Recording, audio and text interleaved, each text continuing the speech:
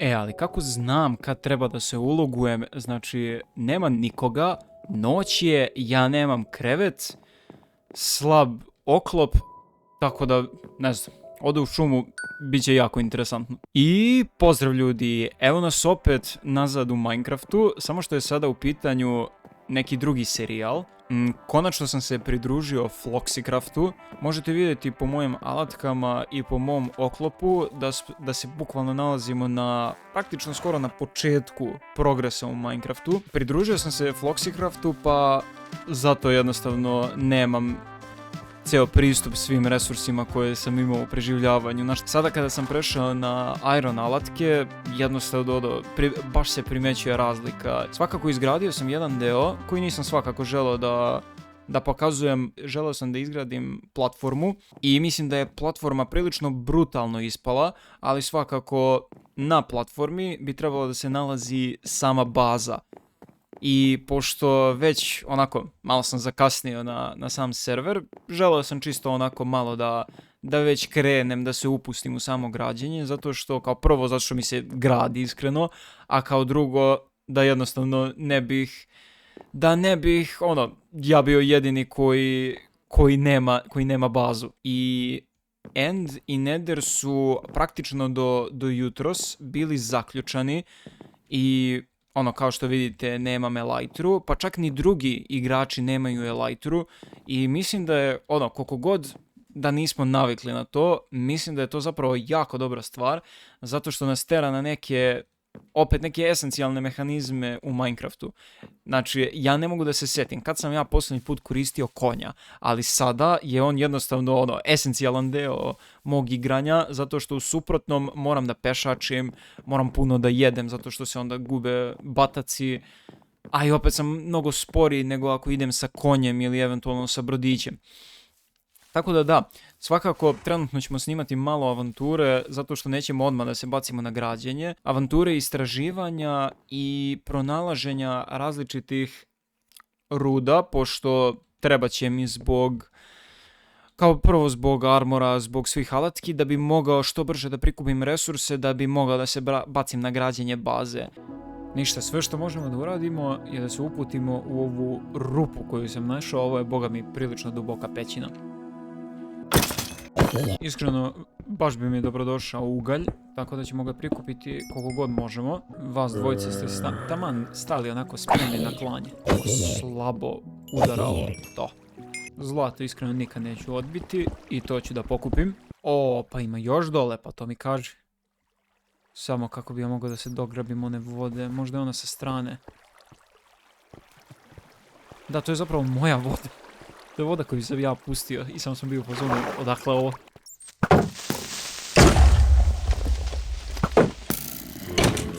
Creeper je eksplodirao i ubio drugog creepera.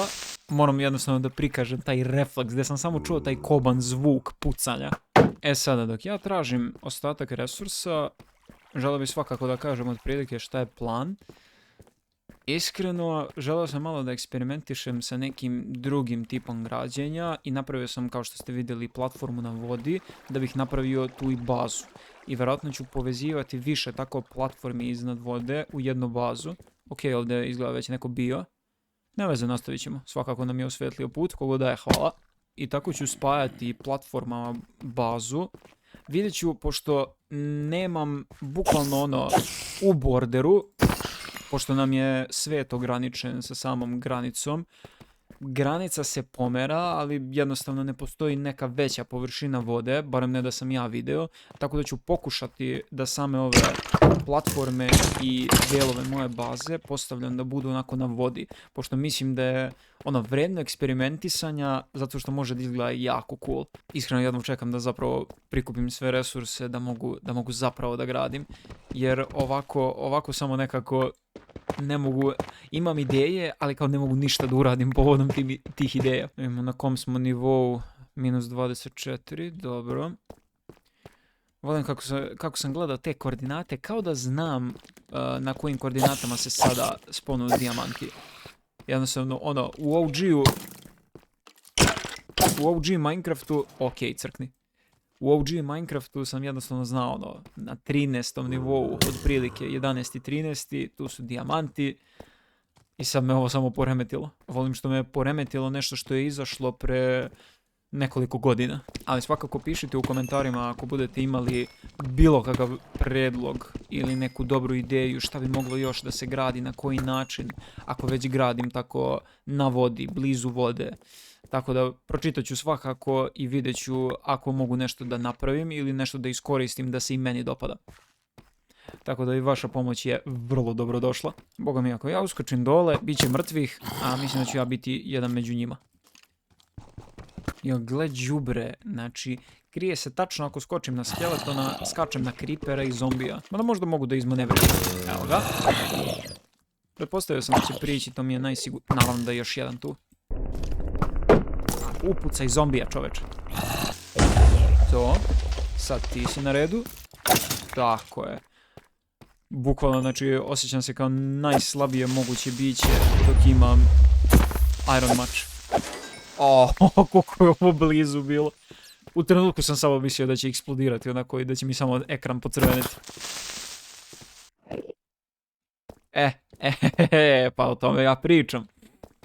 Da vidimo da li ima nekih čudovišta unakolo. Ima pauk. Dobro, ti si bezopasan. I, sad, ja da čuvam dijamante da bi došao sa fortunom, neka.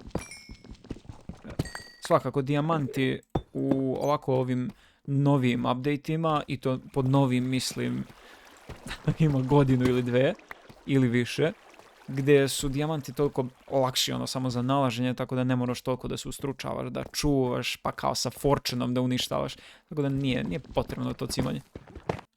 Ovo sam čekao, znači, zbogom buđavi Iron Maču i dobrodošao dijamantski.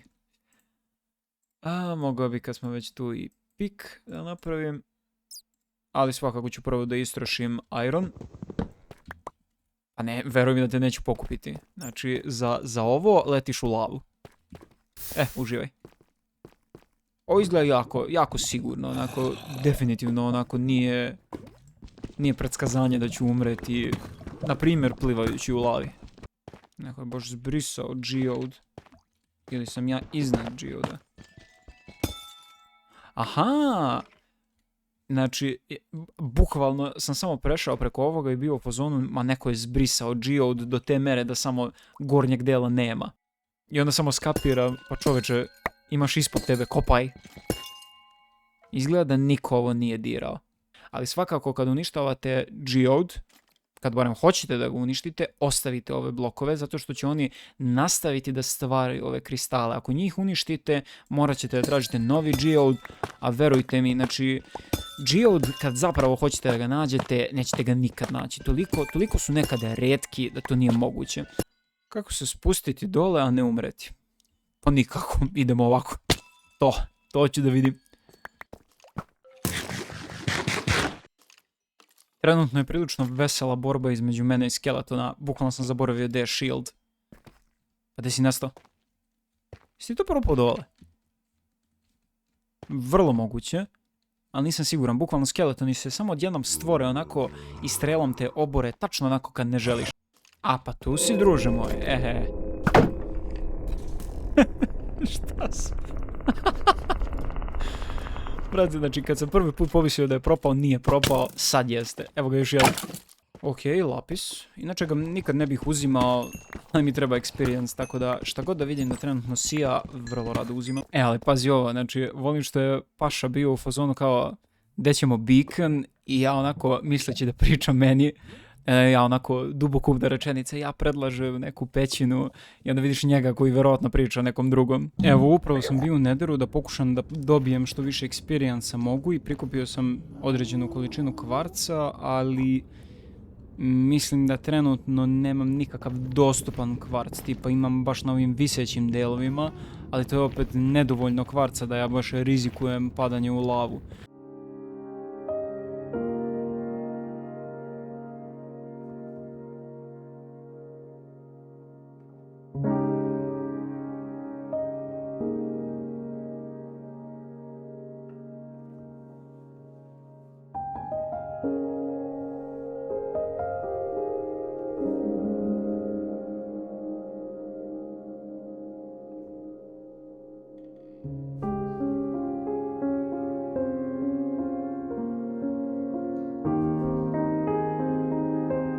I ovdje nas je posjetio Frosty da nam pokaže svoje vještine u pecanju u mom timelapsu. Nakon toga smo se vratili samom građenju i iskreno sam znao da moje građevine mogu da budu bolje, ali nisam znao šta sam mogao da uradim. I Frosty je ostavio na mojim ulaznim vratima jedan detalj koji moju građevinu, moj način građenja podiže iz dobrog u savršenstvo. Tako da za više savjeta slobodno možete njega da pitate. A ako se pitate koji detalj je u pitanju, Frosty je odlučio da je dobra ideja da svakoj bazi doda svoju glavu, odnosno glavu svog skina. Tako da, eto, ja ne znam dalje kako ovo da komentarišem.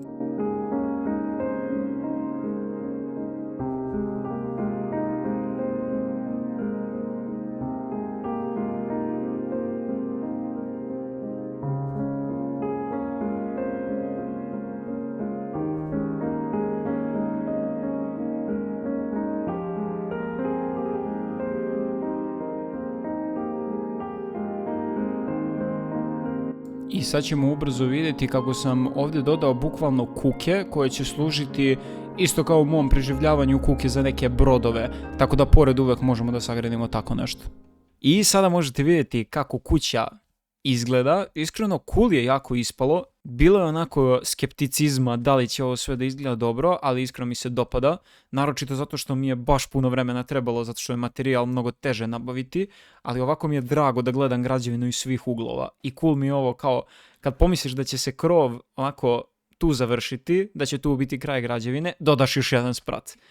Tako da mislim da ću svakako pokušavati kuću još malo da širim, ali to će biti svakako kasnije. Želeo bih iskreno da završim sa gradnjom ovog početnog dela, pa ćemo dalje vidjeti svakako šta ćemo da radimo. Šta se upravo desilo, ok. Ali da, sad se prebacujemo na dekorisanje i mislim da bi to označilo kraj građenja ove moje početne kuće.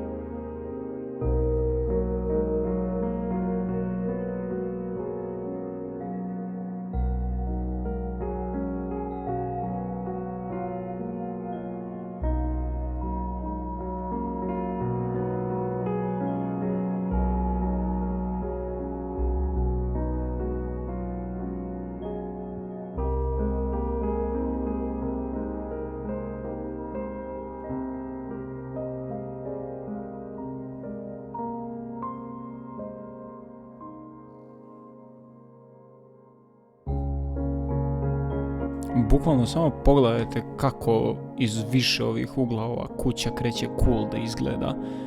Naprimjer, evo sa svim ovim detaljima, jeste standardno sam dekorisao, ali jednostavno cijela visina kuće ima jednostavno neki svoj šarm. I mogu da uživam dok gledam kuću kako se polako izgrađuje.